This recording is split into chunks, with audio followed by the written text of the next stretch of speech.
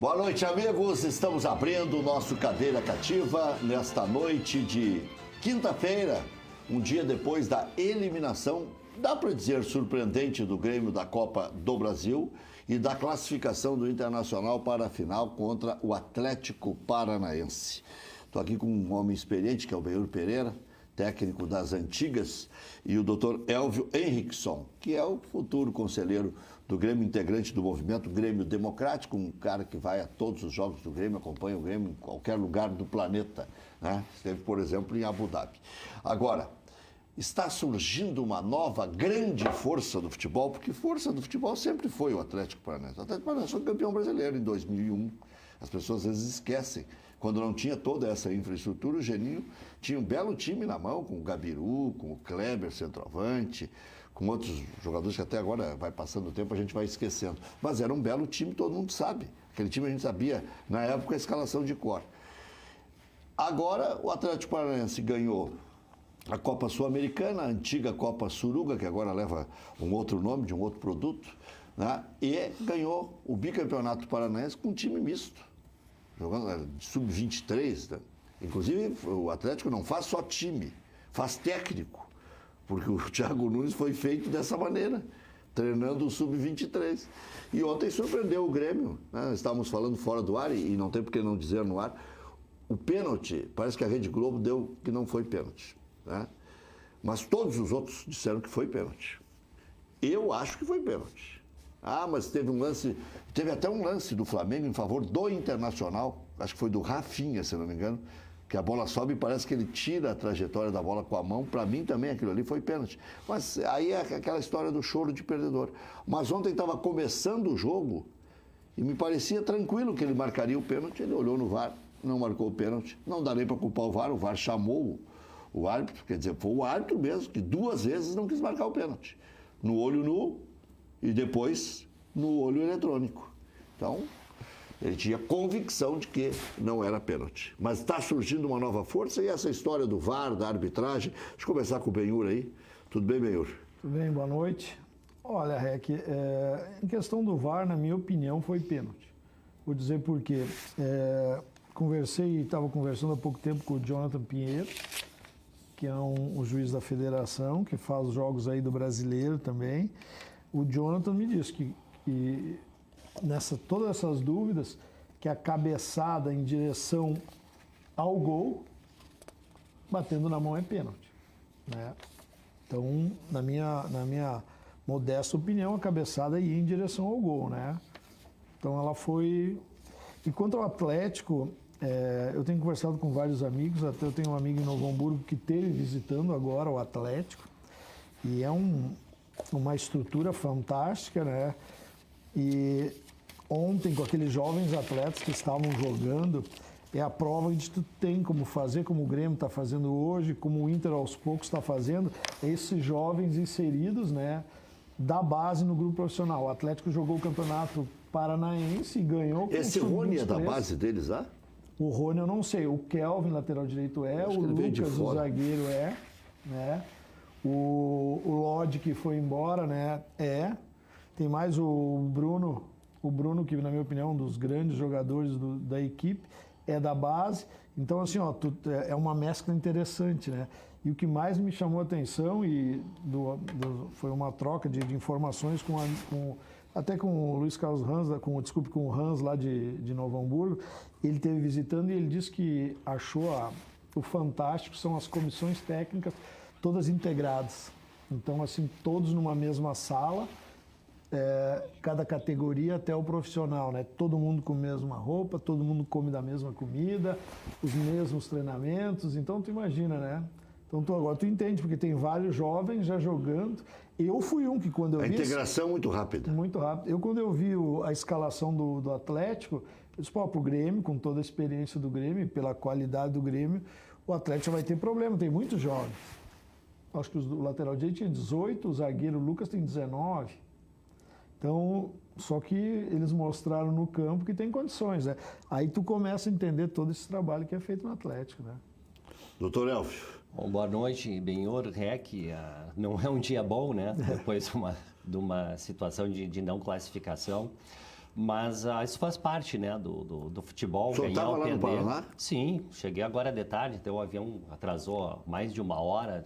Tinha uma inspeção aqui no Salgado Filho do Exército na pista. Ficamos dando algumas voltas em cima de Porto Alegre até o avião baixar.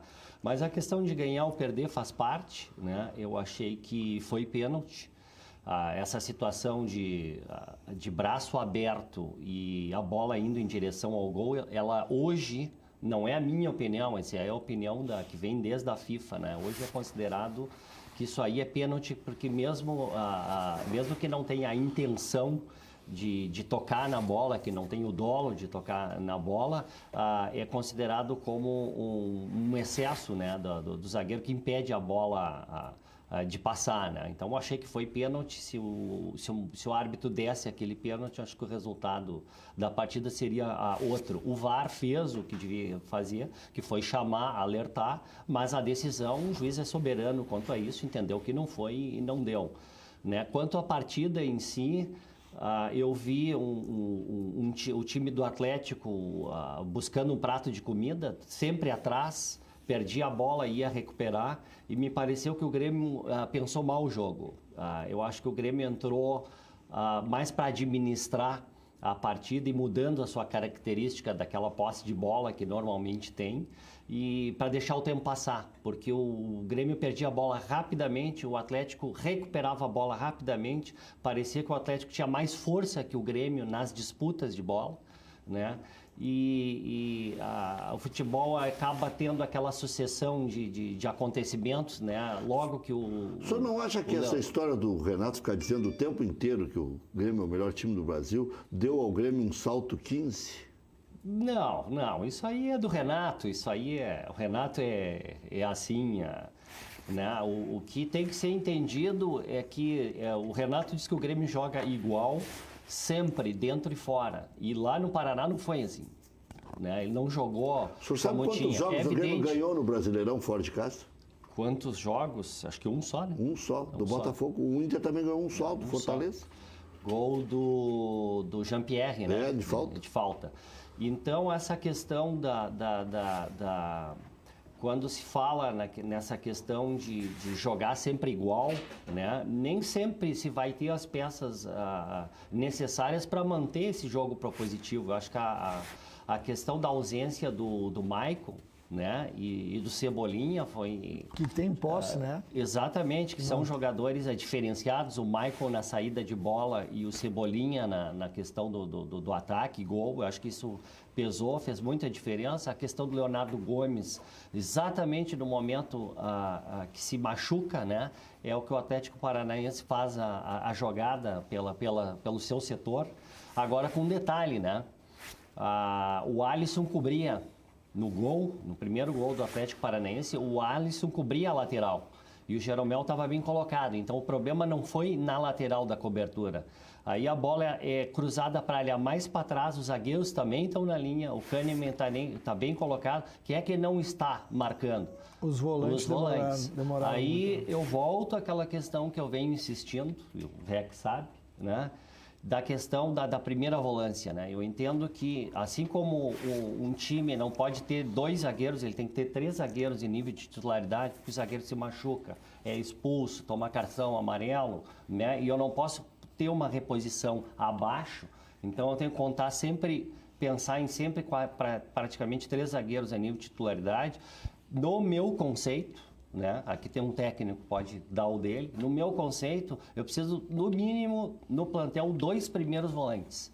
Porque essa situação de cobertura na frente da área ela é fundamental. Primeiro a gente tem que defender e depois, se der, atacar. E não pensar o tempo inteiro atacar. Então, quando a gente vai jogar uma partida fora de administração, pensando em se defender, eu tenho que ter jogadores com mais qualidade defensiva do que ofensiva, né?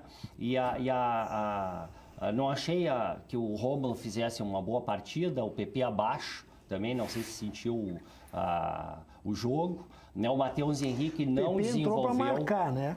O PP que não é entrou para marcar, né? Ele não fez nada a não ser acompanhar o lateral, que era um que não é a menino função de dele, 18 né? anos. Por isso né? que eu Com não todo vejo. respeito, né? Eu até vou te dizer, o Renato faz um bom trabalho no Grêmio e tal, mas os técnicos parecem que fazem tudo a mesma coisa. Eles vão matando os jogadores. Mas O Everton faz diferente, porque o Everton é diferente. É diferente. Porque ele é diferente, senão ele ia entrar nessa mesma coisa aí. É que às vezes... Lembra o Pedro Rocha quando ele disse, eles querem me matar. Quando eu chego lá na frente, eu não tenho mais força para fazer o gol. Quando tu Pedro monta Rocha uma terminava as estratégia- partidas extenuado. Pois é. Mas o Mas Internacional conseguia. escalou o Sobis para ser apoiador do lateral, né? Da Tu lateral, monta uma aí é estratégia e complicado. daqui a pouco a coisa muda. E aí eu acho que houve a demora na mudança. Aí é uma questão pessoal, né?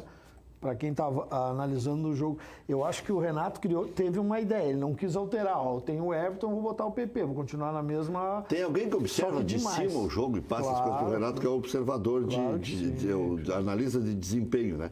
Na época do Internacional campeão, multicampeão, já em tempos idos do Minelli, quem olhava de cima era o Tacílio Gonçalves da Silva Júnior. Imagina. É muito melhor enxergar de cima. Eu não troco a minha cadeira lá em cima. O Falcão, coitado, Por nada. a primeira vez que o Falcão foi técnico, o Falcão queria treinar o time de cima. De cima. E eu lembro da lenha que ele tomou. O Leicester da Inglaterra fez isso há uns 2 anos, só que o treinador perdeu 7 seguidos. Aí tiveram que tirar ela de cima e tirar ela dali mesmo. Tiraram de cima e mandaram para casa. O problema não é onde ele estava, era outro. Uma O questão, problema era a ótica. Rec, uma questão ontem do jogo, e aí é uma questão, claro, que é muito rápido, mas quando se machuca um lateral direito, como machucou, não é um extrema que vai marcar o melhor jogador do Atlético. Ali teria que ser um volante que saísse para o lado. Isso é uma opinião minha. Sim, mas mesmo assim a marcação Um estava volante no lugar deveria, certo. quer dizer, ficou o Alisson contra quem, né? O Rony, o melhor Não, jogador. aqui em Porto Ali Alegre... era hora de botar o Jean-Pierre para dar um pulo para trás. E nem vou te falar isso, que seria o Renato que vai fazer isso, porque era tão rápido, né? O cara tá lá do outro lado, não consegue. Mas alguém no campo devia ter dito, o Rômulo vai para lá, vem Jean-Pierre, mantém a Sabe linha. quantas chances perigosas teve o Atlético? É rápido, né? aqui Mas em ninguém Porto tirou um Alegre? zagueiro para botar atacante, né? Deixou sem zagueiro o time, né? Isso não aconteceu. Não, isso não. Com 1,92 com a bola parada precisando. Olha aqui, ó.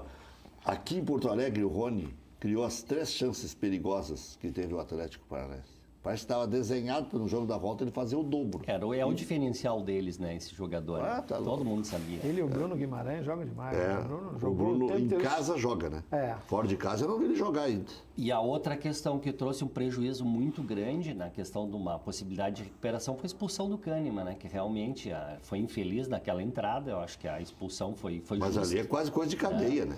Então, acho que não tem o que discutir, né? Então, aí o time com 1 a menos tentando fazer, mesmo assim fizemos o gol, mas foi anulado pelo impedimento, né? E aí fica difícil, né? Ficou um contexto complicado de reverter. Realmente é uma surpresa, ninguém esperava, depois de ter feito 2 a 0, né? Que o Grêmio pudesse ter um desempenho capaz de permitir, né, que o Atlético pudesse chegar nesse intento, né? Agora já Mas se viu. é isso aí, futebol é isso aí. Não dá para achar que o jogo tá jogado antes de jogar. Não dá para falar em Grenal antes do Falaram segundo tanto jogo, em Grenal, né? eu escrevi um Twitter lá no meu Falaram Twitter tanto, sobre né? isso. Eu Tanto. disse, Eu nós dizia, estamos falando olha, tanto em vamos Grenal jogar. que vai acontecer isso. A imprensa fez uma onda de olha, não deu nenhum Grenal, nem na Libertadores, nem na Copa do Brasil. Mas a Libertadores era complicado, né? A Libertadores era complicadinho. O Grêmio tinha que passar pelo Palmeiras e Inter pelo Flamengo, os 2 times mais poderosos do Brasil hoje. Agora, Antes. dinheiro também, essa história de muito dinheiro, hoje já estão expondo o Palmeiras ao ridículo. O Palmeiras contratou 70 jogadores de 2015 até aqui, mas o Inter também já contratou isso, e o Grêmio uns 50 e poucos. Então não é privilégio do Palmeiras. Só que o Palmeiras tem a grana. E são jogadores mais caros, mais graduados. Tem em termos. Ele tem um faturamento maior em cima no ranqueamento de faturamento. Ele está lá mais em cima, mas eu quero ver que abrir essa caixa preta ainda do Palmeiras, porque tem um empréstimo, né, da onde ele se calça, que falam que é juro baixo, que a Crefisa não tem interesse em grandes remunerações em termos de juros, e esses 70 jogadores de 2015 para cá comportam nesse orçamento, né? Essa conta vai fechar. Mas tem a cada base coisinha do Palmeiras, ali. Tem até o zagueiro Jackson, aquele do Internacional. A base do Palmeiras com esse plantel, como é que vai ter chance de subir um guri? Nunca. Como é que vão fazer dinheiro Exatamente. de novo? E esses jogadores não vão ser vendidos com lucro. Como é que o Palmeiras vai fazer dinheiro? Porque uma coisa é você receber a cota de televisão, que é um pouquinho melhor, mas, né? Como ele disse, tem lá o empréstimo, tudo bem, mas o clube tem que viver de suas receitas ordinárias ou correntes, não só ordinárias, como as extraordinárias, que são a venda de atletas, né? Até há quem diga, inclusive, que venda de atletas seria uma venda ordinária, porque faz parte da atividade. Então, enfim, mas então destas receitas, como é que o Palmeiras vai fazer dinheiro se não tem jogador da base surgindo?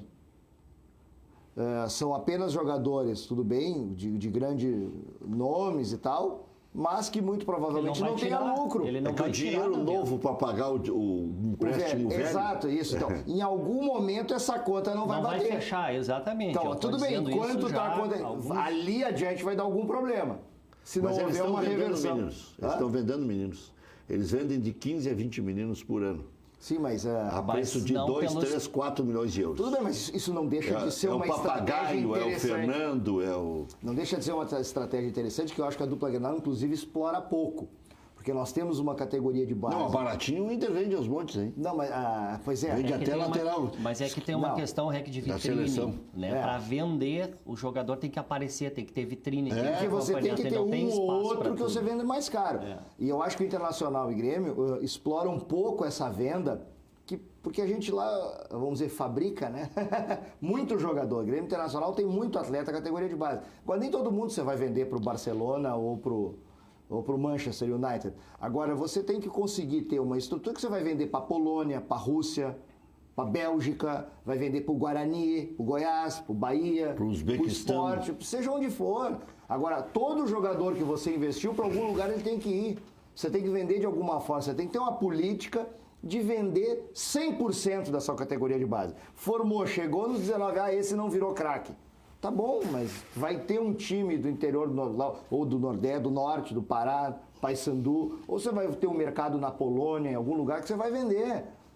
Agora, você tem que articular suas redes de tal forma que você não esteja focado em fazer atacante para vender para a primeira linha do futebol da Europa. Tudo bem, isso é ótimo, você tem que ter, né? De vez em quando tem que entrar lá, ó, 20 milhões de euros, assim que você não... Tudo bem, mas você vender como disse o REC 1, 2, 3 milhões e fazer dinheiro, ótimo, porque a categoria de base está lá formando 50, 60 jogadores ano, você tem que fazer dinheiro dos 50. Onde é que está esse, como é que é o Aguiar aí, o Edson Aguiar, que foi ele que começou junto com o Paulo Autuori essa reestruturação da base do Grêmio, né? Edson Aguiar, eu sei que ele estava, se não me engano, não sei se era na Arábia, em algum lugar. Esse aí é Kid, né? Pelo que me disseram, acho que... O Inter contratou um que era do Vitória da Bahia, da CBF, né, que estava indo para o CRB.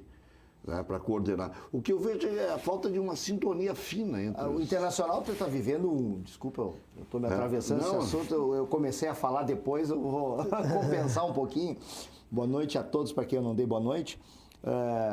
O Internacional tem um fator muito preocupante, Rec, para mim, que é, vamos dizer assim, um certo desleixo com o CT novo lá de Guaíba, né? Por que é desleixo? Porque o Internacional está paralisado, para não dizer 100% paralisado, mas muito lento na tomada de decisão. Porque assinou o governador. Pois mas é porque internamente esse processo isso já era para ter avançado, mas internamente há muita discussão. Há quem na diretoria, e a maioria, eu diria assim, da atual diretoria, não quer levar o CT para Guaíba.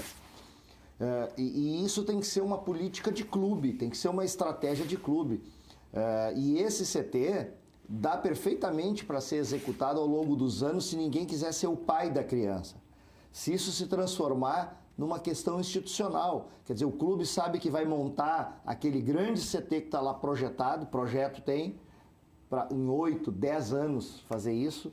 vai colocar lá uma verba de 10 milhões ano, vai dar 80 milhões, nos primeiros 4, 5 anos com 40, 50 milhões, os primeiros investidos, já dá para começar a operacionalizar o CT e termina ele, né? Agora tem que faz um faseamento disso. Para fazer isso, né? Não, mas pegar 10 milhões ano, um clube como o Grêmio Internacional, para destinar para alguma coisa, não é nenhum absurdo. O Grêmio vai melhorar o seu CT com parte da venda do Arthur. Então, assim, 10 milhões ano não é um absurdo, 10, 12 milhões para pegar uma conta redonda, 1 milhão mês.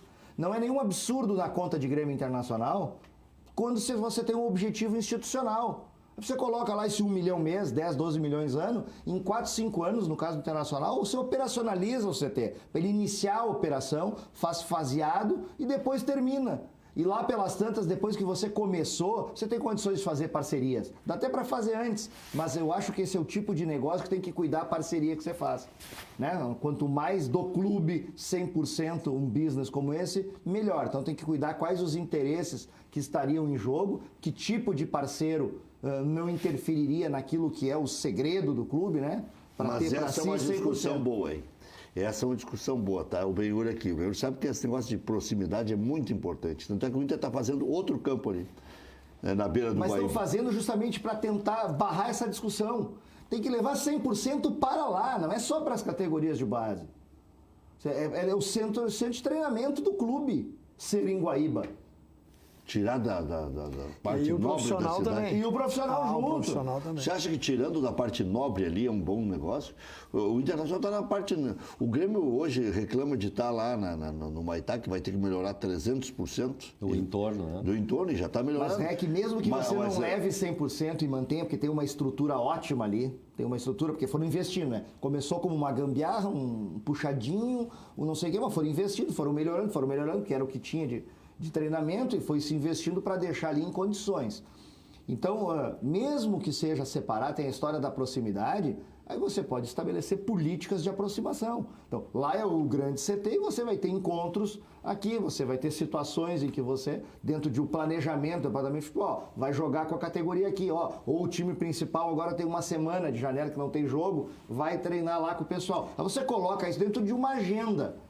Agora, ter um CT estruturado como tem um projeto internacional e longe, que você tenha o domínio dos jogadores, não esteja aberto para empresário, fácil acesso, que você tenha algo altamente profissional. O Grêmio tem um CT em Eldorado que é uma beleza, e é nessa linha que eu acho que tem que ser trabalhado.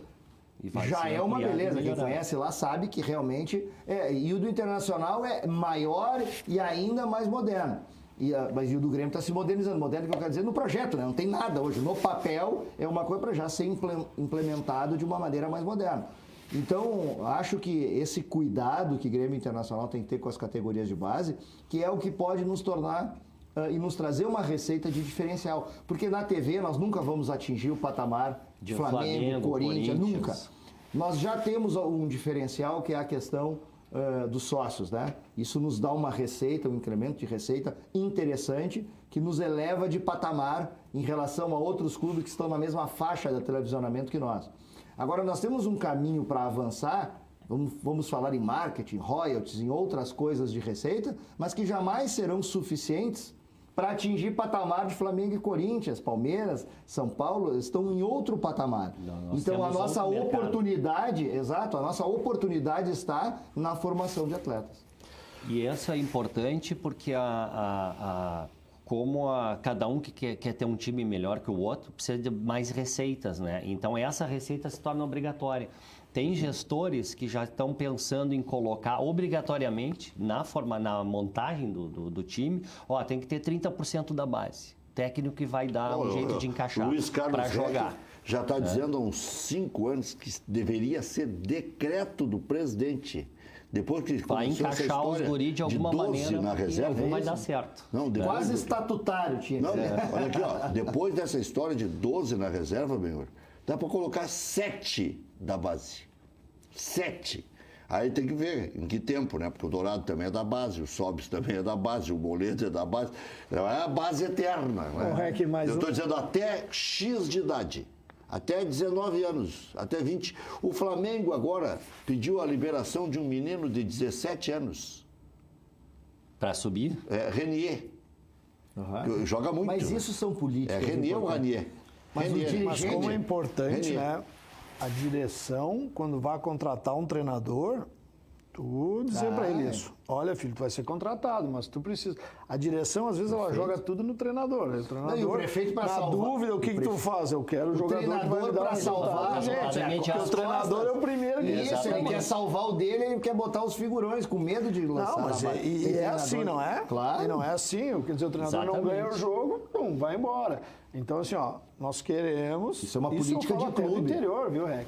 Daqui a pouco, claro, tu vai jogar um gauchão 4 meses, tu não tem muito como correr riscos, né? Se tu não tiver dinheiro, com certeza tu vai usar a base. Mas eu acho que essa política é fundamental saindo da direção.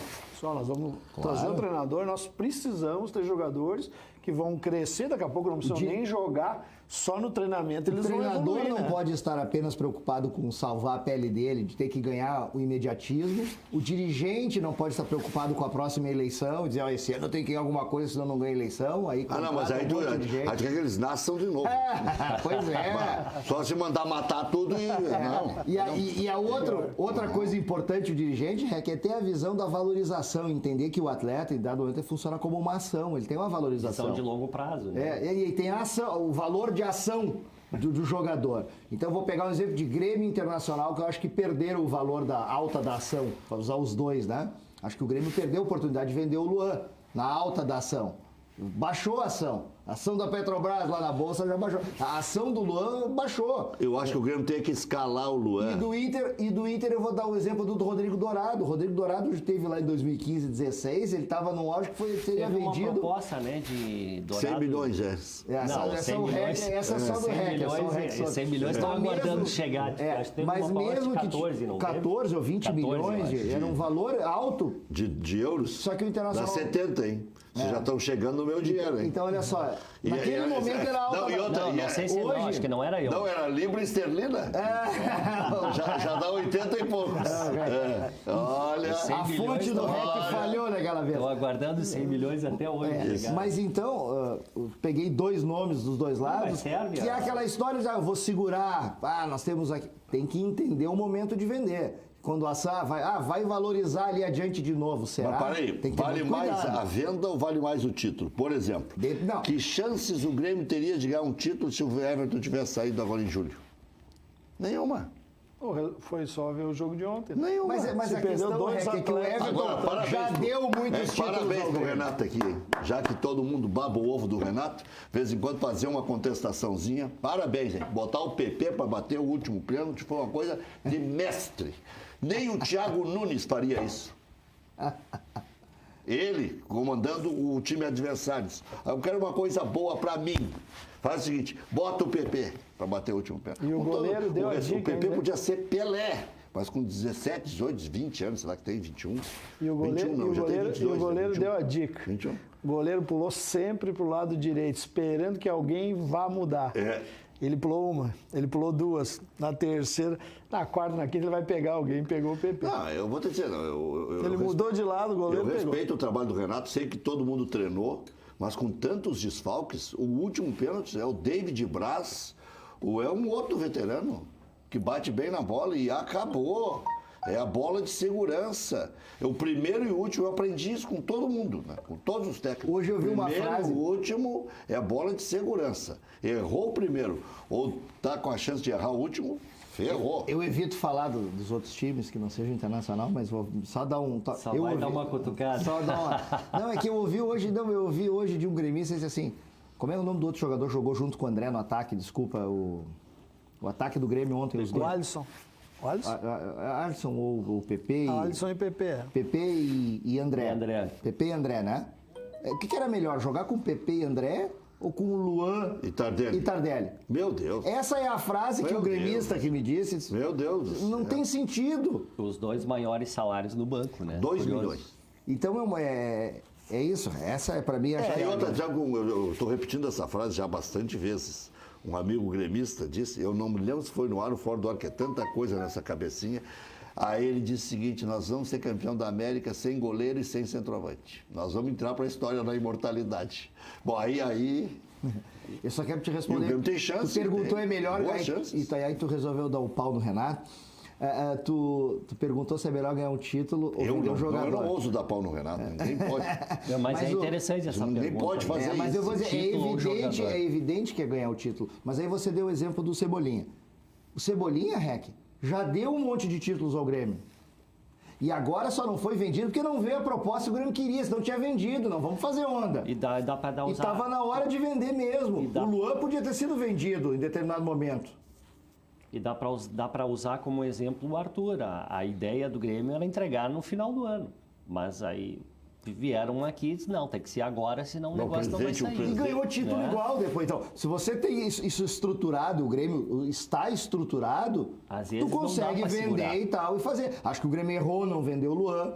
Agora não vendeu o Everton porque não veio a proposta, o Grêmio, né, como o Grêmio queria. Não chegou no patamar. E o presidente do Grêmio é invocado com esse tipo de negócio, que o Grêmio ele procura fazer tudo certinho. Ele não perdoou esse negócio do Barcelona de levar no meio do ano.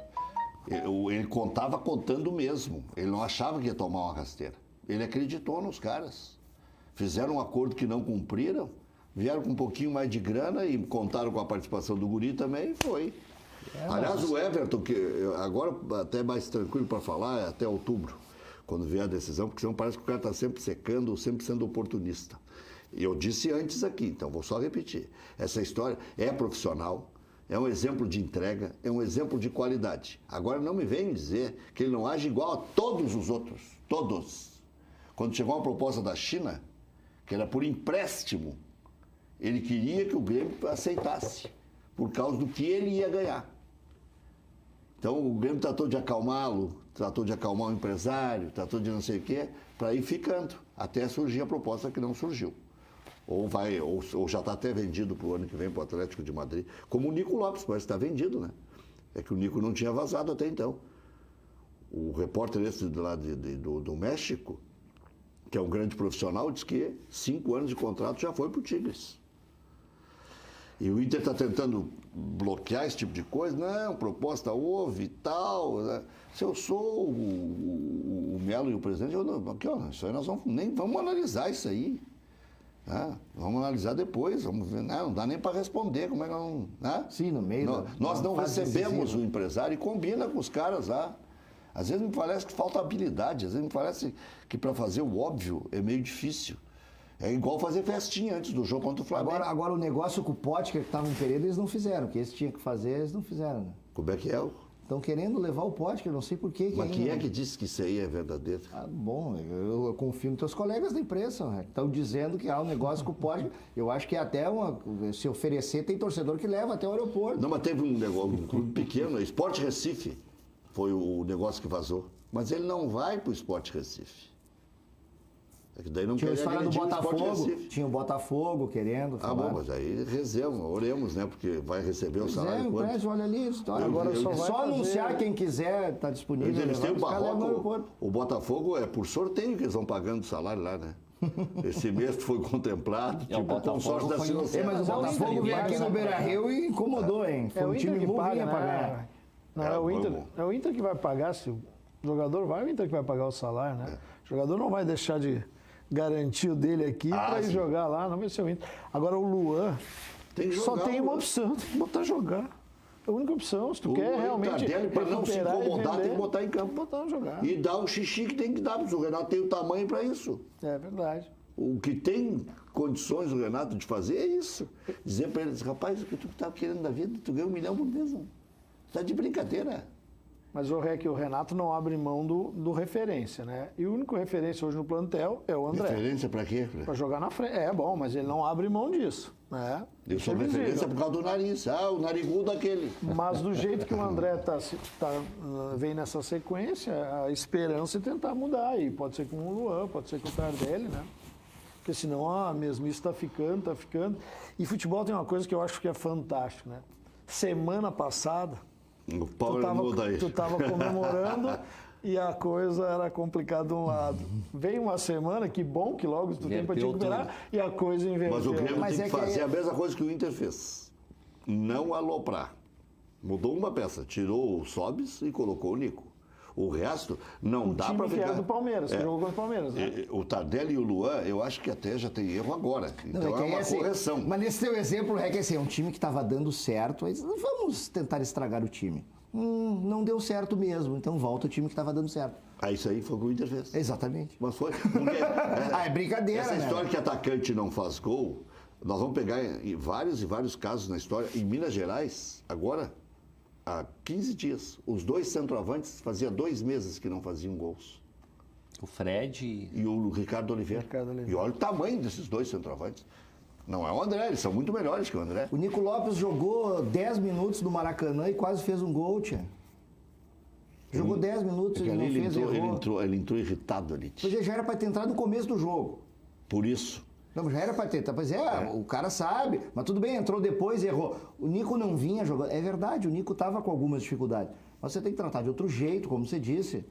É o melhor, é o time que deu certo, é o jogador. Tem que tratar o Nico, tem que parar de ser fominha. É o jogador tem que chegar que faz a transição rápida. Ele tem que parar de ser fominha em todos os sentidos. Ele querer chutar, ele pega, baixa a cabeça e quer chutar dentro do gol. Ele tem que parar de ser fominha em todos os sentidos. Quando ele passa... Ele tá com muita sede. Quando ele passa a bola pro Guerreiro é gol. Quando a bola chega no Guerreiro é gol, vocês já notaram? A cada 3 bolas que vai pro Guerreiro, 2 é gol. Essa é assim, só que a bola não chega no Guerreiro. Mas será que dentro do lado do futebol internacional não viram isso? Que o Guerreiro fica vindo buscar a bola, aí ele tropeça, ele erra, ele não sabe. Aí, e as duas arrancadas aí ficam reclamando do Guerreiro, e de vez em quando você vê um cara, não! O Guerreiro é um espetáculo de conclusão a gol. Só que a bola tem que chegar nele. Isso, Elvio e Benhur. Ontem o Guerreiro partindo na frente do zagueiro 2 vezes, ele disse, não vai chegar. Não vai chegar. Aí eu dizia, as pernas não acompanham o cérebro. Ele é jogador para concluir. Sabe o que fazer, mas não vai. E aí uma lesão é iminente ali, né? Ele tem que concluir a gol, tanto que a bola chega de qualquer jeito, ele bate, tu viu? Deram a bola meia, ele já levantou. Não, para dominar e chutar ele não tem dificuldade. Mas é isso, a bola tem que chegar nele. Finalização, né? Ele é muito bom de finalização. Quantas bolas... Começou assim os primeiros gols dele aqui, a bola cruzada de cabeça, né? É um cabeceador de primeira. Pega os últimos 7 jogos do Internacional e olha quantas bolas chegaram em condições dele cabecear. Sério, faz essa estatística. Aí, sabe, você tem que aproveitar o jogador que você tem. O Inter ontem fez uma boa partida, mas não chegou a ser uma partida avassaladora, uma partida assim que diga, tá aí, é um time já moldado e tal. O Internacional teve altos e baixos dentro do jogo, mas ontem o Internacional teve uma coisa interessante. O Internacional errou poucos passes e o Internacional já começou sendo ele o que ditava as regras. O Internacional foi o protagonista com 38% de posse de bola. Com 22 conclusões. O primeiro, 22 conclusões. Os primeiros 20. 38%. Tá, você pega as conclusões. Toques rápidos. Mas aí é uma pega as conclusões a gol em que fase do jogo. Se você fasear o jogo, você vai encontrar que na primeira faixa de 20 minutos, 25 do primeiro tempo, o Internacional teve pouca oportunidade de gol. Mas aí saiu com a vantagem. Estava com a vantagem aqui, ó, embaixo do braço. Claro. E inclusive o Cruzeiro deixou de fazer 1 ou 2 gols. Com o Pedro Rocha. Aliás, depois o Internacional tomou conta do jogo. Aí sim. E o segundo tempo ainda mais, é quando o Cruzeiro abriu. Bom, aí podia ter sido até mais do que 3. Mas como você teve altos e baixos e o jogo... ele se desenhou a partir do primeiro gol do Internacional. Aliás, eu já ouvi uma entrevista do Wendel. Essa hora é difícil o cara ser meio crítico, né? Mas dá a impressão que ele escolheu o Internacional a dedo e que havia 15 propostas para ele para ganhar 300 pau por mês. Não. Ele escolheu a melhor proposta. Lógico. Porque daqui a pouco eu vou achar que o Wendel, que eu não sei nem de qual é o estado que é, nasceu Colorado. Aí não.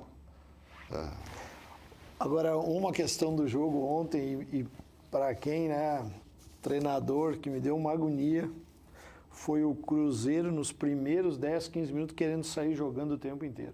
Entregaram umas 4, 5, o Internacional poderia ter feito claro, o Rogério mudou muito rápido o Cruzeiro. Não é esse tipo de jogo, né?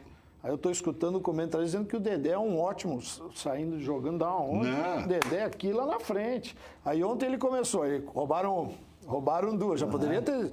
E o primeiro gol, acho que foi o primeiro gol, né? Foi de uma roubada de bola. De bola ali então, a mudança do Cruzeiro, até eu vi uma entrevista do Thiago Neves que ficou meio, né? Não, ele deu uma letra na Rádio Itatiaia. Esquisita, é que mudou muito rápido, né? O Cruzeiro é lento. tem um escape, que é o Pedro Rocha, na O velocidade. Robinho é lento, o Thiago Neves é lento. Né? Então, assim, é um time de toque de bola. Mas não saindo de dentro do gol. Não, mas aqueles sim, dois mas zagueiros que não tem muita Mas ele qualidade. tentou saíram. mudar, porque ele tirou o Fred, Sim, tirou o Sasaki Só que ele atrapalhado. tirou o Pedro Rocha, né? Poderia ter tirado lá o outro menino aqui que é do Sul, que estava jogando pela esquerda, o canhotinho. O David, Marquinhos Não, Gabriel. O Marquinhos Gabriel, O que David estava é mal baiano. no jogo, errou muito espaço. E o Internacional com toda a transição, e é o incrível do futebol, né? A posse de bola foi do Cruzeiro, o Internacional tocou 3. O Atlético posse de bola, né? O Grêmio, que normalmente que tem a posse, o Atlético ganhou. E o Inter concluiu bastante, né? Sim, bastante 22, vezes. né? 22 né? vezes. Não, O depois... Cruzeiro tinha que sair, tinha que se abrir, então É isso, segundo facilitou, tempo. né? Exato, segundo tempo ficou Eu fácil. consegui Agora, o ver o grande, segundo time, tempo só, o né? grande time do Brasil ainda está para se definir. Eu acho que é o Flamengo, mas acho. Porque eu não tenho convicção de que o Flamengo vai ter assim. Eu ouvi ontem um parça dizendo, não, ganha as duas. Mas onde é que está escrito Flamengo, isso aí? Flamengo, Santos e Palmeiras são os times que eu acho que estão na... Foi o Palmeiras, né? Depois o Santos, agora é o Flamengo. Já foi São Paulo. Só o Grêmio ganhar. Só que a gente agora não já- pode esquecer o Internacional. O Internacional está jogando um bom futebol. Mais de uma competição que dá essa atrapalhada. O Internacional tem uma queda no Campeonato Brasileiro. Se o Internacional tivesse, por exemplo, jogando só o Campeonato Brasileiro, estaria bem mais na frente. Eu entendo que o time do Internacional é um time muito bom. Ele não está no mesmo nível. Agora, o Flamengo é um time melhor que o Inter. A gente viu isso em campo. Principalmente E por o isso- ataque, né? É. A defesa nem tanto, mas Mas o ataque é um do time Flamengo- melhor, só que o Internacional está num bom nível. Acho que chega muito bem nessa final. Né? Eu acho que dentro do vestiário e os dirigentes, a diretoria, tem que ser comedido na maneira de conduzir as palavras. Mas eu, torcedor, posso estar eufórico e dizer que acredito muito que nós seremos E deu campeões. sorte hoje, E não? hoje, com o sorteio, o jogo sendo no Beira-Rio, a segunda partida, eu estou ainda mais... E os dois são acreditando. bons em casa, né? Então isso é Então, acho importante. que o Internacional tem grande chance de ser campeão. Mas está num nível muito bom. Para o próximo ano, quer dizer, é pouco para ajustar. Talvez perca um ou outro jogador, mas tem que reforçar os laterais do campo. Acho que as laterais ainda são um problema. Tem que ter a articulação no meio de campo ainda também, ela não é bem resolvida. Acho que ainda tem espaço para o Internacional ter um articulador de melhor qualidade. Né, o D'Alessandro tem a sua história do Internacional, mas aí tá faltando. Hoje ele tá muito doado, tá com um preparo físico como ele já não teve em outras épocas. Bom, eu diria, porque ele tá correndo, tá se mexendo, chega uma hora ele cansa. Mas não ok. dá para mudar cada semana o conceito do D'Alessandro. Uma semana não ele dá. serve, na outra ele Não, mas é que- Uma semana ele serve, outra semana... Mas sabe o que isso está futebol é essa acontecendo? loucura. Porque tem semana que É um ele, hospício. que ele é escalado para apoiar o lateral, tem semana que ele é escalado particular. Tem semana que quem está do lado dele colabora, tem semana que não colabora. Então, por isso que eu digo que a articulação do Internacional, ela precisa melhorar. O D'Alessandro não é suficiente. Mas o ano Nico que vem, na D'Alessandro- Libertadores, o ano que vem, não é. O D'Alessandro não pode ser o titular, não tu pode já está ser o colocando cara. o Inter na Libertadores? hoje? Se for campeão ou na disputa entre os 6 primeiros do Campeonato Brasileiro, nós chegaremos. Então, acho que o Está Internacional... hoje em sexto. Né? O Internacional acho que vai estar na Libertadores no ano que vem, seja porque foi campeão, seja porque ficou Agora, terceiro. só para não ficar devendo, o Edson Aguiar, ele está no Águia Instituto de Futebol de Ribeirão Preto, que é uma coisa aí, deve ser de empresário. E ele presta serviço para o Al Raed. Qual é o outro clube lá da Arábia, Maurício? É a Al... mas é a Al Arábia, uma coisa assim, parecido com isso. E o Sobis é uma lição que fica, né? Para repatriar jogador veterano, com o tamanho que ele atingiu nas 2 conquistas da Libertadores da América, só se o cara estiver esmerilhando e for assim disputado por todo mundo. O Sobis, o interesse no Sobis era do Goiás.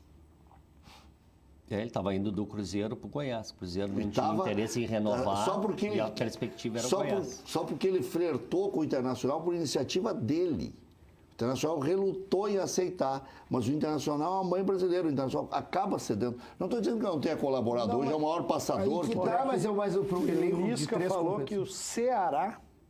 Al Arábia, o outro do Edson Aguiar. O Ceará, o Sobis havia sido oferecido para o Ceará quando o Lisca estava lá. Sim, e vazou isso. A questão Boa do lembrança, Sobis, boa a lembrança. questão do Eu falei com o Sobis Lisca não é hoje, o... por isso que eu não é uma má contratação, dependendo do quanto ele ganha. O problema é o custo-benefício. Não, o Sobis não é porque barato. ele foi um bom. Claro ele contribuiu esse ano.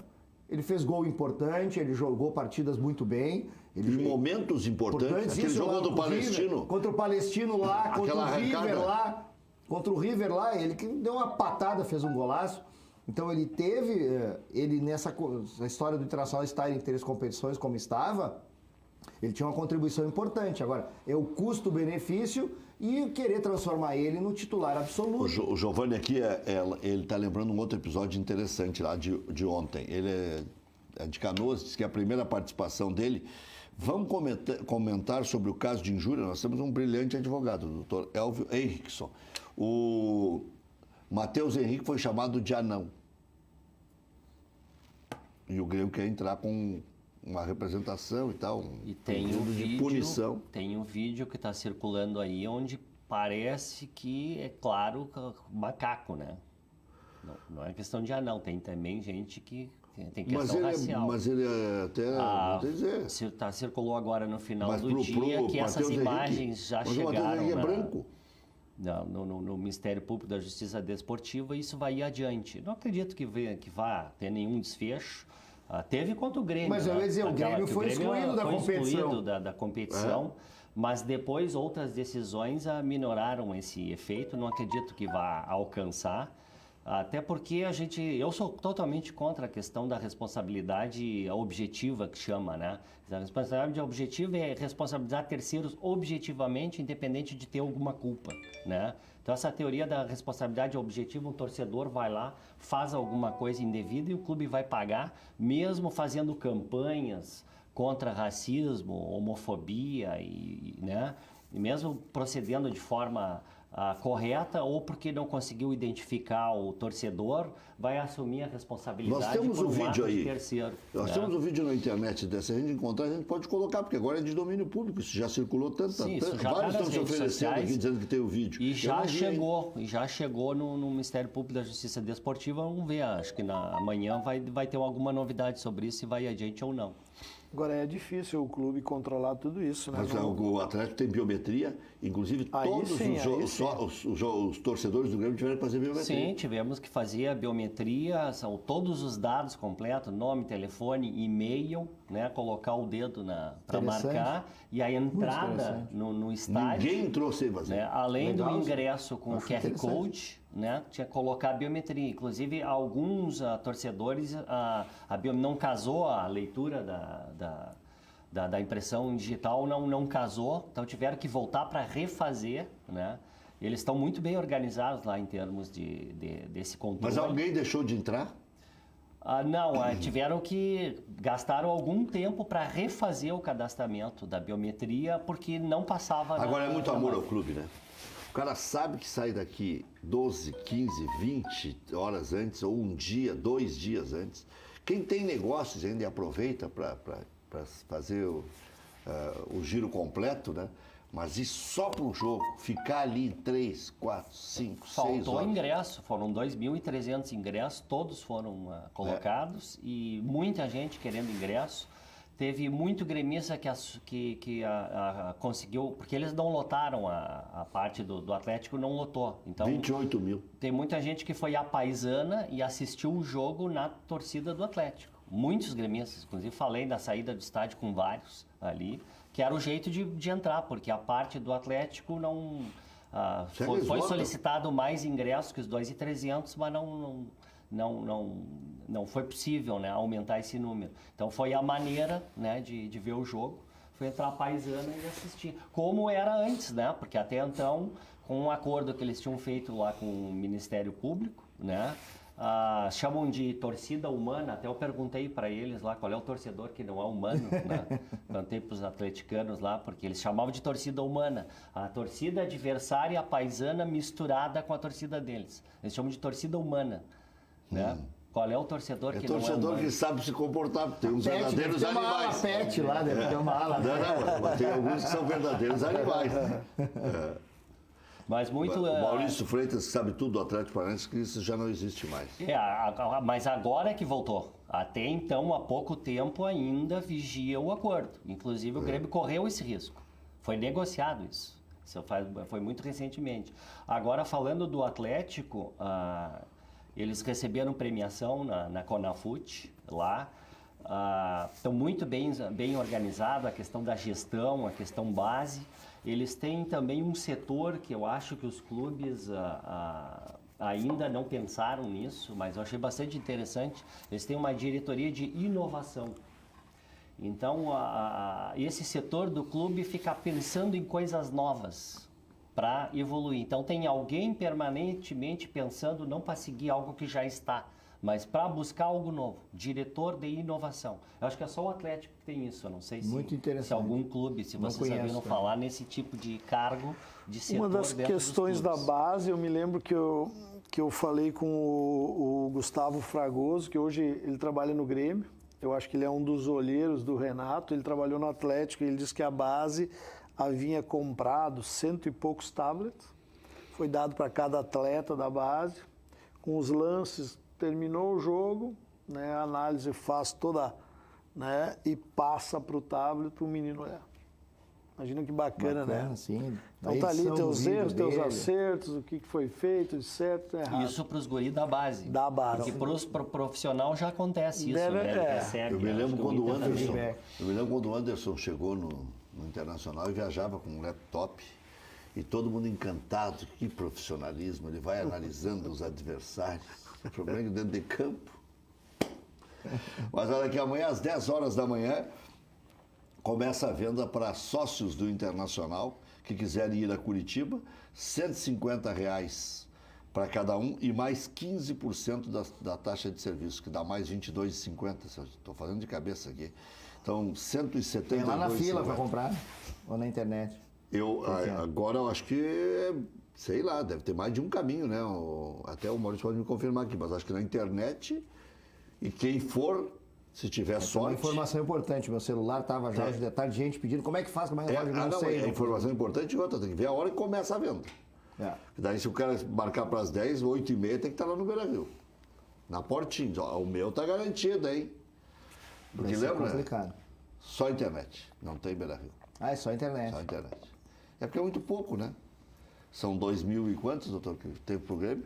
2.300? Agora em Curitiba, 2.300. 2.300, é o que eles vão dar. Pode ser vai que durar meia hora, 40 minutos tá vendido. Então, o módulo lá do Inter para a torcida adversária é 2 mil, né? A capacidade. Acho que de 2 vai para 4, né? Esse é que é o problema. Os módulos são de 2 em 2 aqui. Não acho que tanto na Arena como acho que no Beira-Rio é a mesma coisa, né? Então, e lá cabe até 2.500 no módulo deles. Eu acho que era 1.500. Então, é feito um acordo para modular os dois ficou 2.300. Ficou 200 aí por uma questão de segurança de espaço. O torcedor gera um voucher, vai no estádio, Beira-Rio. Acho que é 1.500, eu não sei se não é 1.500, que aí 2 dá 3.000. No Beira-Rio? Eu acho que é 3.000. Quando é Grenal não é 3.000? Era 2.000. É 2.000? Então é 2, tá. Gera um voucher, troca por outro voucher no Beira-Rio, que é o voucher do Atlético, leva para lá, faz a biometria e aí recebe o ingresso para entrar no estádio. Aí tem o acesso ao estádio. Então é aquilo que eu estava dizendo, o cara tem que ser muito... Como não vou poder ir, eu não estou tão por dentro, não fui atrás, não vou poder ir dessa vez, eu estou lamentando profundamente não ir na final. Vamos ver o que o Odair, está na mão aí, o que o Odair disse a respeito do sorteio, deu pé quente, tem dado o Odair, porque, olha, colocou o Inter na Taça Libertadores da América. Perdeu um Campeonato Gaúcho, é verdade, mas nos pênaltis, onde o Grêmio tinha superioridade e tal. Tá com o Internacional entre os 6 do Brasileirão, caindo. Não, isso não é só sorte, né? Não é sorte. Não, estou dizendo, ele tá com o pé quente, eu falei. E outra, e colocou o Internacional na final da Copa do Brasil. E deu mão quente hoje, né? No sorteio. Porque hoje nós estávamos brincando na Grenal. Se ele for lá e tirar a bolinha errada, os caras já vão dizer que ele é pé frio, que só dá azar, que faz tudo errado, até no sorteio da bolinha. Então, porque isso aqui é assim, ó. Agora não tem mais meio termo, né? Antigamente os caras diziam, não, mas o seu Enio joga retrancado assim. Não, mas o mas ídolo seu Enio Renato... não gosta de ponteiro. Renato... Se tinha uma complacência um pouco maior. Agora não, é 8-80. É que o ídolo Renato... Presta ou não presta? O ídolo Renato saiu fora da Copa tu do tá Brasil. debochando do Renato? O Renato ganhou 6 títulos. O ídolo Renato, se cair pro Flamengo, que não é nenhum absurdo acontecer, vai virar persona não grata. Não. Do dia pra noite, quase. Não. Mas vai. Não, Renato não é pra tanto, jamais. Eles amam muito Renato, ele. Falcão, Mas só que, não, falando sério, Adilson perder Batista. pro Flamengo é absolutamente natural no processo. É uma disputa que parelha e perder pro Flamengo vai ser natural. Mas Por que vamos tu tava tão transformar bravo isso... na semana passada, se era natural Só não dá perder? pra deixar com os zagueiros só, né? Não, a gente fica bravo com a circunstância. Exatamente. O que deixa bravo não é o Inter perder pro vinha bem Flamengo. até aquele momento. Tava 1-0, podia fazer o segundo. Podia fazer o seguinte. Tinha ó, 17, 18 minutos. Como é que a gente faz para acabar com as oportunidades? Vamos tirar um zagueiro, vamos ver. Ah, brincadeira. Então, e veja o Odair que eu estava aí defendendo, dizendo, não é só sorte, tem competência, Mas ele tem tentou trabalho. matar o jogo, né? Ele tentou, quando ele resolveu abrir, né? Mas ele foi achou que podia é. ganhar o jogo lá. E aí mas foi o Flamengo. tem um Mas amigo... foi exagerado a Tu coisa. lembra no primeiro jogo? O Odair tava fechadinho. Se tirasse o Tava Lindoso, era 0-0. melhor. O Ou Odair tirasse abriu outro o time, não foi? Lá no primeiro jogo. Tava fechadinho, 0-0. Agora eu vou tentar abrir. Tomou 2. Então, futebol é pro Sim, treinador. mas só que nessa oportunidade, é verdade isso, a frase é verdadeira. O futebol é Foi muito na hora rápido, que o né? Inter mudou, só que a circunstância que determinou que o Internacional tomasse o gol, para mim, naquele jogo do Flamengo, a minha leitura do jogo, não foi pelo fato dele ter aberto o time. Porque nós tomamos o gol num momento em que o Moledo foi e não voltou. E que aconteceu, o Moledo teve, não só naquele jogo, como depois aqui também, que o Moledo demorou para voltar. Tu quer dizer que os que controlavam a bola, pega e passa no fulano, os dois tinham saído. Quando tu usa 2 extremos, né, que nem o Internacional botou 2 extremos, eles não têm aquela característica de recuar. Claro, não, de O segurar a Internacional bola. perdeu. Se tu pegares aquele jogo, hoje nós até estávamos discutindo, eu estava discutindo até com o Lisca isso. Nós almoçamos lá em Novo Hamburgo e o Moledo e o Inter, naquele jogo lá no Rio de Janeiro, eles erraram demais, gente. O Moledo saiu da linha várias vezes. Isso. Teve aquele primeiro Essa lance que o leitura, é Cuejar isso. lançou, ele estava aqui, ele saiu aqui na frente e ninguém nas costas. Mas quem era? O Cuesta, né? Mas o Cuesta no lugar certo. Então houve uma sucessão de erros, né? Mas ele saiu porque ele quis ou porque a postura do time mudou e o Odair achou que Não, ele podia... Deixa eu só, eu quero acho só que dar ele uma não saiu O explicação. Edenilson perdeu a bola no primeiro ou no segundo gol? No primeiro. O primeiro foi esse. Não, mas o Moledo tá fora do lugar. É o conjunto. Um perde e o Moledo não tinha voltado. E no terceiro gol do Flamengo, que foi aqui em Porto Alegre, não tinha nem zagueiro. Mas aí não tinha nada. Aí tava a Bangu. Aí outra coisa. Ele estava em outro lugar, que era fora do campo. O que eu queria dizer é o seguinte, ó. E aí eu acho que é o grande mérito do Flamengo. O Flamengo, todo mundo sabe que ofensivamente tem grandes jogadores, sempre foi, né? O Flamengo sempre foi. Só que agora, eu acho que a chegada do Jesus, ele mudou uma coisa. Ele trouxe 2 laterais experientes. Ele fez uma linha fixa, pode cuidar. Tem 2 linhas de 4, perfeitinho. Te vê no Beira-Rio, Os laterais dão aquela proteção. E o Inter, ele sempre foi forte, né? Naquele jogo do Rio, não dá para entender por que o Moledo, em vários momentos... Claro que aí é o Bruno Henrique. O Bruno Henrique, o Gabigol, eles são inteligentes. Tem muito talento. Né? Mas o gol que o Bruno Henrique fez contra o Palmeiras, ele cruzou, que o Arrascaeta fez de cabeça, que ele pega a bola no meio do campo e envereda pelo lado Toda a e jogada ninguém toca dele. nele. Ninguém chega. Ninguém chega. O Jesus trabalha muito com aproximação. Então, é só olhar os treinamentos. Tu pega a bola, tu joga lá no jogador, ele vem, escora e alguém já se movimenta. Então, quer dizer, é um treino. Eu não me lembro de ter visto. Eu não me jogo. lembro de ter visto o Flamengo tão organizado defensivamente. Rápido, né? E rápido. Como eu Vocês vi vão no dar pau no jogo. Apelão. O Apelão ganhou a Copa Mickey, ganhou o Campeonato Carioca, estava classificado no Não Brasileirão. é Paulo Abelão, é que defensivamente ele está organizado o Flamengo. Trouxe E 2 tem um laterais ataque bons. de qualidade, olha, o Grêmio vai, olha, é um parto de elefante gêmeo siamês conseguir passar O pelo Cebolinha Flamengo. vai fazer eles. Agora vai ser um grande Eu jogo. acho que tem, Vai ser. se com o Maicon inteiro e o Cebolinha, eu acho que o Grêmio tem capacidade de, Não, dá de enfrentamento, enfrentamento. tem. Né? Acho que agora o foco é total, né, na Libertadores. Tem um mês para ajeitar a casa e, né, o Renato absorver, deve estar rindo da cara de né? todo mundo, sabe por quê? 2017 foi assim. Perdeu nos pênaltis semifinal de Copa do Brasil e ganhou a Libertadores da América. O Renato acredita Vai poder nesse trabalhar, né? Vai poder trabalhar. Não, o Grêmio está muito vivo na Libertadores. Tem que ter. Tu já tá de fraldão. Não, porque eu não acompanho os jogos do Grêmio. Eu espero depois. Não acompanha. Não vejo mesmo. Não vejo os jogos, eu não vejo. Continuar mentindo vai ficar jornalista. Eu não vejo o jogo do Grêmio. É uma verdade, já disse várias vezes que estou falando em rádio. Não vejo o jogo do Grêmio. Vou para Netflix, vou para o cinema, eu vejo novela. Eu vejo como é que estava dando The Voice a última vez, o jogo do Grêmio lá com o Palmeiras, aquele. Que nós vamos o Palmeiras acreditar, era terça-feira, estava dando The Voice na TV, eu estava vendo The Voice, não assisto. Muito bem. Vamos ver a voice do Odair Helm. Merecemos estar nessa final. Fizemos dentro do campo de jogo bons jogos, melhores jogos que os nossos adversários, conseguimos as vitórias, os objetivos. E agora 2 partidas de finais, a primeira fora de casa, a segunda em casa. E chegamos com mérito e eu espero que nós possamos no dia do jogo, nesses 2 jogos, estarmos no melhor nível nosso, no mais alto padrão, para que a gente possa confirmar esse título para a torcida do Internacional, para todos nós. Hoje o sorteio, decisão no Beira-Rio, o que te parece? Como eu disse, me perguntaram a respeito disso, eu disse que eu gostaria de jogar a última partida diante do nosso torcedor, dentro da nossa casa, mas penso que, independente de qualquer resultado, não estará nada decidido no segundo jogo. Isso mostrou na semifinal do Atlético Paranaense contra o Grêmio, que estava com 2 gols de desvantagem, foi em casa e buscou. Aconteceu de nós contra o Palmeiras perdermos o primeiro jogo de 1-0, buscarmos o jogo em casa. Então, teremos que fazer os 2 jogos e no final fazer o resultado maior que o nosso adversário nesses 180 minutos. Então, não decide nada no primeiro jogo. A gente vai em busca de um bom resultado para trazer essa possibilidade para dentro de casa e buscar o segundo resultado dentro de casa, confirmar esse segundo resultado para que a gente possa conquistar o título. A torcida do Inter certamente vai a Curitiba e depois vai lotar o Beira-Rio. Que recado dá para dizer para os colorados que já estão na expectativa pelos 2 jogos das finais? O recado para o torcedor é agradecer ao torcedor por toda a força, por todo o incentivo que tem nos dado, lotado o Beira-Rio, ido nos jogos. Eu lembrei, fiz questão de lembrar na minha entrevista coletiva do Jogo do Nacional, numa situação muito adversa, o torcedor ficou 5, 6 horas de pé, nos apoiou demais naquele jogo, então certeza vai para Curitiba, vai lotar o Beira-Rio.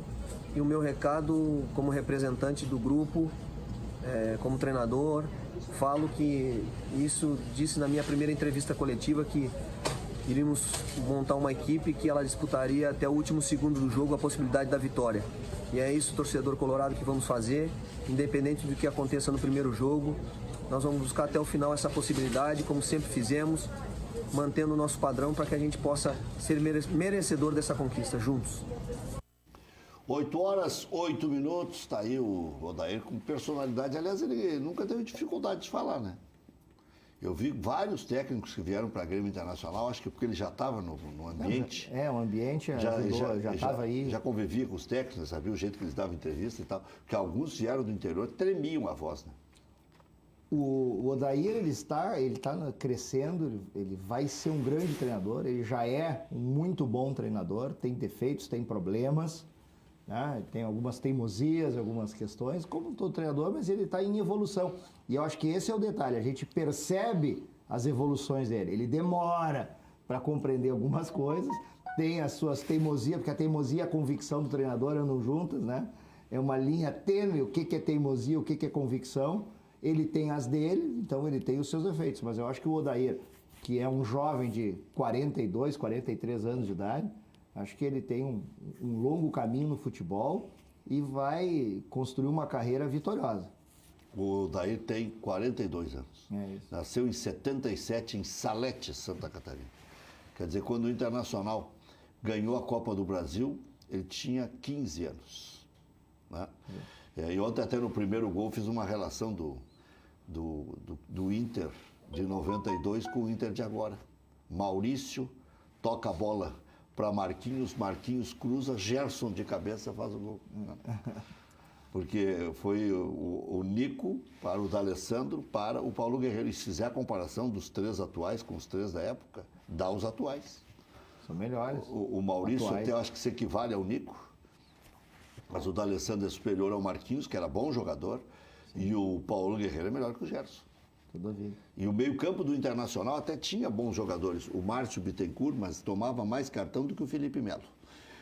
Tinha o Elson Homem Borracha. Bah, o Márcio era uma lenhada. Mas é difícil um time ser campeão sem ter bons jogadores, sabe? São raros os casos, raríssimos, que a gente diz, jogou, mas quando a gente olha para trás e vê campeão, mas tinha o fulano, Beltrano. Foi campeão porque tinha conteúdo. Não, e outra coisa... O Grêmio de 94 da Copa do Brasil, aquele contra o Ceará, são raridades, assim, que era um time ruim, assim, que ganhava de vez em quando, mas até isso, eles tinham... Fabinho, Nildo e Carlos Miguel, não era tão ruim. Esse time não era ruim, né? Mas olha aí, viu? A gente olha pra trás, tinha um fulano, Beltrano. Pingo, Jamir, eu não lembro quem era o outro, eu acho que era Pingo, Jamir e Carlos Miguel, e o Jorge... O centroavante era o Nildo, né? Fabinho, Nildo. Faça-me um favor. Está me faltando um. Agora já o time de 95. Agora já o time de 95 do Grêmio era bom, sem dúvida. Não era o Jairo Lenz, não. O time de 95 era realmente um time de qualidade. O Grêmio naquele time de 94 tinha o Agnaldo na zaga. Olha aí, bastante brincadeira. Mas o Inter de 92, eu estava falando do meio campo, era Márcio, Elson, Marquinhos, tinha o Silas, tinha o Zinho, aquele que veio do Volta Redonda junto com o Homem Borracha. Se eu não me engano, foi o Ranzolin que chamou o Elson de primeira vez de Homem Borracha. Lá vai o Homem Borracha! O Ranzolin tinha um R. Pegou, né? E ficou. E ficou o Homem Borracha. E o Internacional tinha o Antônio Lopes. Eu acompanhei o Internacional em todos os jogos naquela conquista, desde Muniz Freire até o Fluminense. E o Fluminense teve ainda a oportunidade de jogar nas Laranjeiras. Eu cheguei lá e disse, meu Deus do céu, isso aqui é estádio de decisão. Eu era um gurizão, né? Naquela época tu cobria o Inter, não era? Eu tinha 29 anos, acho, na época de 63, 92, 63, 72, 29 anos. E o Lopes sempre me mostrava no quadro negro, antes da palestra, por onde ele ia ganhar o jogo.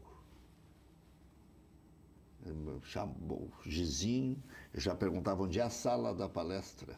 Aí chegava 2 horinhas antes ali, 3 horinhas antes estava ali o professor.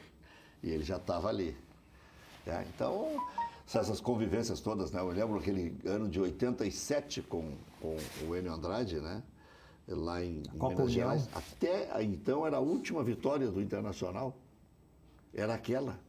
Em Copas Nacionais, o Inter tinha ganho uma Sul-Americana e uma Copa Sul-Minas. Não, Sul-Minas não. Não, 87 não ganhou, não. Foi vice. Não, ganhou uma partida do Cruzeiro. O Inter não tinha ganho mais. Ganhou agora com o Odair, que tem cabelo branco igual o Enio Andrade. Né? Mas tem histórias fantásticas, né? Aquela conquista do Grêmio lá contra o Corinthians no 3-1. A gente falava muito dos recados para os jogadores. Eu fui ler, depois do jogo, terminada a cobertura, fizemos toda a festança, estava lá eu, Flávio Dalpisol, Gladira Zambuja e o Gabardo. Era um quarteto de repórteres, né? Até isso mudou, agora é 1, 2, 3.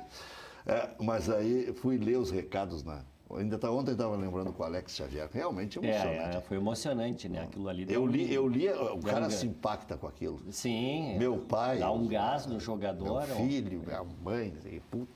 Eu me lembro daquilo lá, foi um negócio que realmente o Tite sabia mexer com essas coisas. Né? E o Alex Xavier disse que eles usam os técnicos agora muito esses ensinamentos. Estava ele e o Daniel Carvalho. Né? Ontem lá no O aspecto anímico é muito importante dentro de campo, ainda mais numa partida o Daniel decisiva. Carvalho não, Daniel da Costa Franca me pega. É muito importante o aspecto anímico. Às vezes acontece, como tem o comentarista da praça que diz, vai perder motivado, já está motivado, vai perder motivado. Acontece, mas estar motivado é importante. O amigo Guerrinha. Mas eu também assisti outras coisas, né? No último treino em Tóquio, era Tóquio, ali era Yokohama em Tóquio, o cara nunca sabia onde era o treino, acho que era em Yokohama já, ou Tóquio, o Inter estava em Yokohama. Foi em Yokohama o treino. A pipocada do Hidalgo, né? Eu perguntei pro Abelão, vai o Hidalgo ou vai o Rubens Cardoso? Ele só me olhou e viu que o gringo tinha pipocado. O Hidalgo pipocou na decisão do Mundial. Já voltamos. E agora, um pulo até o paraíso para... O doutor Elvio vai investir algumas coisas lá, porque caixão não tem gaveta, né? Muito bem. Titulares ou reservas contra o São Paulo? E tem uma outra para o doutor Elvio aqui. É verdade que o Renato mandou o Everton provocasse o terceiro cartão amarelo contra o Atlético Paraná, que soberbo, achando que já estaria com o resultado. Sidney Vive. Não, isso aí não tem o menor fundamento. Olha que foi Lembra do estranho jogo? aquele cartão amarelo. Lembra do lance do jogo? Ele tomou a porrada antes do mesmo jogador. Eles sempre dá uma pegadinha, né? Que não precisava ser daquele jeito, mas tu sempre tenta dar alguma coisa. O Maurício está lembrando que estava 1-0, então não teria porquê, não estava morta leve. Não. Vê como vida Daqui a pouco ela não estava muito dirigente, vida de dirigente e treinador é complicada, né? Essa é uma pergunta bem difícil de ser respondida. No que pensa entender que o Internacional errou e tem errado na estratégia da condução dessa história de titular reserva ao longo do Campeonato Brasileiro. Então, partidas, pontos como na estreia com a Chapecoense, a partida com o Goiás. Teve alguns jogos que o Internacional se equivocou na estratégia e poderíamos estar ainda melhores colocados no campeonato. Mas o jogo de sábado agora, tudo é decisão internacional, né? Copa do Brasil, o título em busca desse campeonato, desse troféu. Mas o São Paulo é adversário direto. Se a gente fizer uma conta aqui, ó, Rec, olha só. Eu tô dando, né, um tal para poder te responder depois. O Internacional, 3 times já estão. São Palmeiras, Santos e Flamengo. São entre os 3 primeiros, provavelmente. Sobrou 3 vagas para disputar com todo mundo. E São Paulo é adversário direto nessa disputa.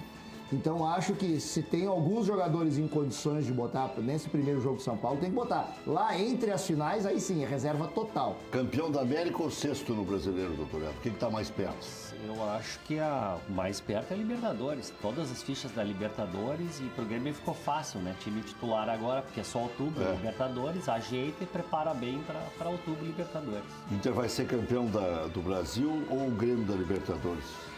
Vou torcer para os dois. Torcer sim, né? E aí? Se vai ser campeão, outro problema. Até amanhã.